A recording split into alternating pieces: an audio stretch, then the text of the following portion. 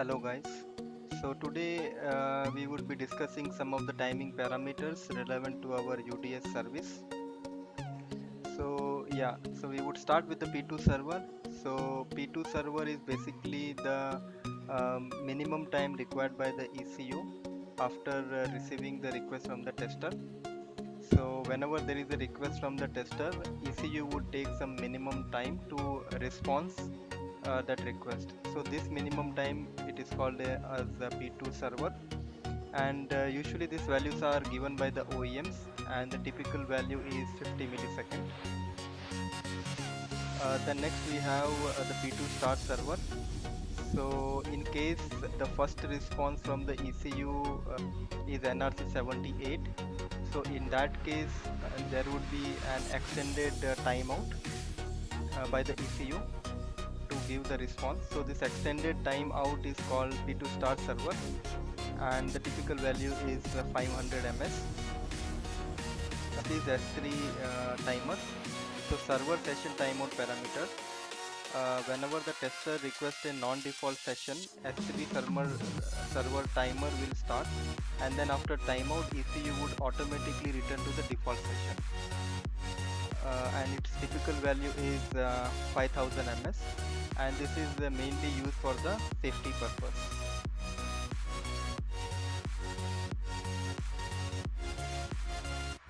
So now we would see, with respect to the request and the response diagram, how this P2 server time is present.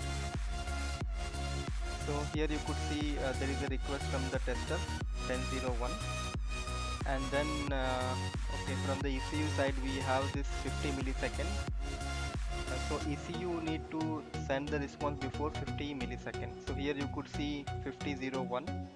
So that is the positive response for 1001. This response is sent by the ECU before the expiry of 50 milliseconds.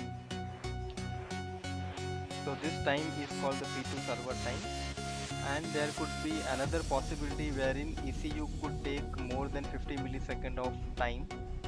So in that case, how would be the ECU behavior? So here you could see, after the request is received and 50 millisecond is expired, at 50 millisecond ECU would send NRC 78. It's nothing but it's a pending response, and after sending the NRC 78, ECU would take 500 millisecond extended time to give the response for 1001. Next is S3 timer. So when there is a request from the tester for the non-default session, here you could see tester has requested 1003, and after sending the response for 1003, the S3 timer would start automatically, and then it would keep on incrementing the counter until it reaches 5000 ms.